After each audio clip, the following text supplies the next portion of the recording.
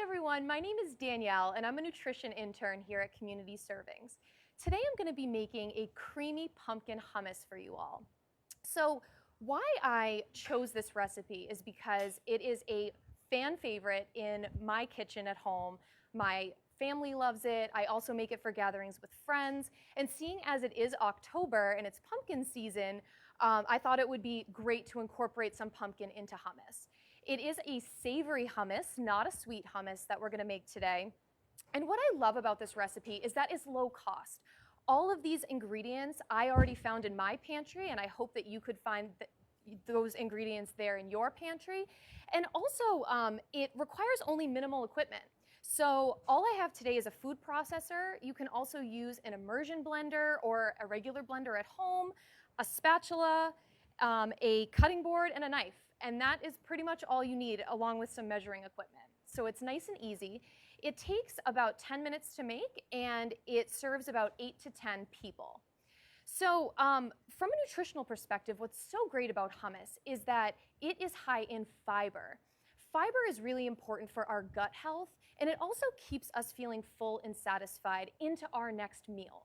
So it's a really great snack, and we also can pair it with fruits and vegetables, and so it's a great way to up your fruit and veggie intake, which is so important for our overall health. So with that said, why don't we get started? So the first ingredient I'm going to add is some chickpeas. This is the base of any hummus that you'll make. It's a bean, and it is so important because it's a healthy protein. So it is a plant-based protein, and when you combine the chickpeas with a whole grain, like the whole grain pita chips that we'll talk about later, it actually forms a complete protein. That means that the protein has all of the building blocks that our body can use to be able to build muscle, to build bone. So it's so important to have this in a recipe. So these chickpeas have already been rinsed and drained. If you're watching your sodium intake, that's really important because the chickpeas actually sit in a salty brine to be able to preserve them in the can. So you can also look for a low sodium version in your local grocery store. It'll say low sodium right on the can. So now that we have these chickpeas added to our food processor, we're going to add some pumpkin puree. Now for this specific recipe, it's really important that we're adding pumpkin puree as opposed to pumpkin pie filling, because pumpkin pie filling has more spices. So it has nutmeg, it also has a lot of cinnamon, and so it might give you a little bit more of a sweet taste to the hummus. And this hummus today that we're making is more savory. So the pumpkin puree you can find in your grocery store pretty easily. It's great because it also has vitamin A and C, so it's great for an immune system booster. So it can help us fight infection by helping our immune systems. We're going to add that to the food processor. And now we're going to add some minced garlic. You can mince it yourself like I did today, or you can buy minced garlic in the grocery store. So now that these three ingredients are added, we're actually going to pause and put the top of our food processor on. And we're going to actually roughly chop up these ingredients by using the pulse button on our food processor. The pulse button, it should be on most food processors. Basically, it just has the blades spinning around in quick bursts. So we're going to probably pulse this 3 to 4 times.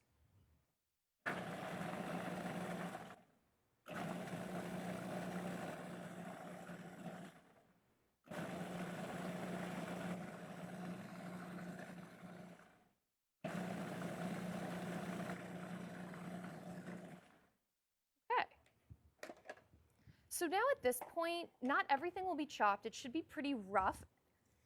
But now we're going to add in the bulk of our ingredients. So we're going to add in everything on the recipe with the exception of the olive oil and the ice water. So that comes in a little bit later. So first I'm going to add in some lemon juice. This is going to add a little bit of acidity, a little bit of brightness to the hummus. And now I'm going to add in some tahini. The tahini is a sesame seed paste, and so you'll actually find this in most hummuses that you'll make. It gives the hummus a really nutty flavor. And also with the tahini, I incorporated a little bit of maple syrup. This might make you think that this is a sweet hummus. The maple syrup is in such a small amount. All it's doing is it's just balancing some of the acidity from the lemon.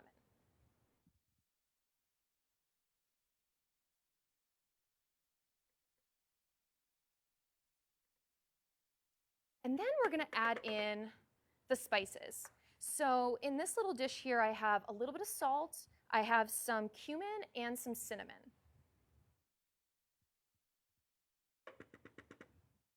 Okay. So now we're going to put the lid back on the food processor. And in the top of your food processor, there's a little plunger that you usually use to kind of put things in. You can remove that, and there should be an open hole right to the base of the food processor. And so we're going to use this. We're going to put the food processor on low, and while the ingredients are being incorporated, we're going to slowly stream in some of our, well, all of our olive oil.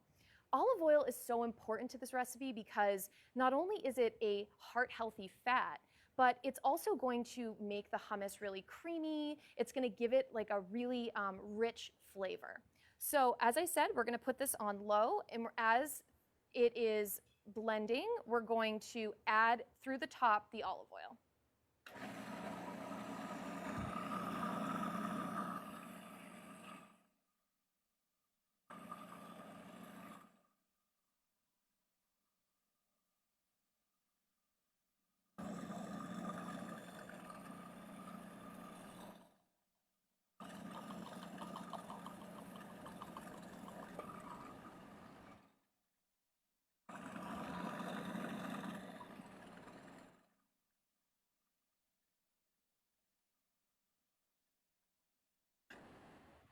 So at this point, the hummus should be a little bit thick, and it might be a little bit chunky. It's not too chunky here. But I like to use the spatula to kind of scrape down the sides of the base here. And so if you really like a thicker hummus, you can absolutely stop here. This is kind of up to your discretion at this point. But what I like to do, I kind of like a medium consistency hummus. So what I have here is some ice water that has been, well, it's cold water. It's been sitting on ice. And the cold water actually helps make the hummus really fluffy, and it also thins the hummus out a little bit. So you want to do the same thing we did with the olive oil, add it through the top of the food processor as it's running. And you want to add about a tablespoon at a time-ish, and just kind of watch the consistency to get the consistency that you're looking for.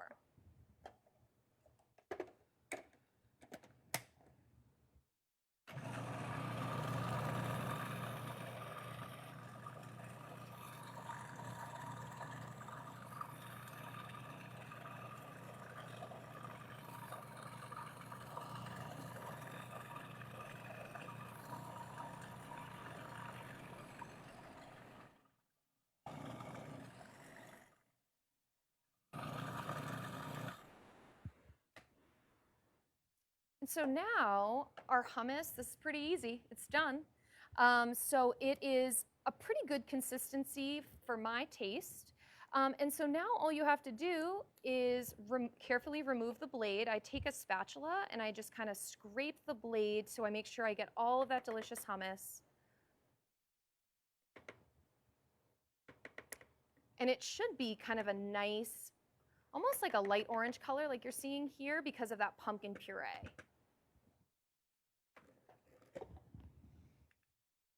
So now we're just going to pour it into our serving bowl. You can get a fancy serving bowl if you'd like. I like to use a spatula because it allows me to get everything off the sides of the food processor. Now, if you are looking to be really fancy, you can add pomegranate seeds to the top of your hummus. You can also add pepitas or pumpkin seeds. You can toast them over the stove, and it makes a really nice addition. It adds like a little sweet pop from the pomegranate seeds. Okay. And so I like to serve this with, you can see we have a serving tray here. I like to serve it with some sliced apples, that's very fall. I also like to serve it with pita chips. These are whole grain pita chips, so that's going to give us that complete protein we were talking about.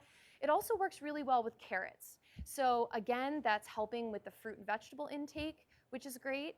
And it's a great recipe for fall. So I hope that you enjoy it as much as I do. And we'll see you next time on Learning Kitchen Live.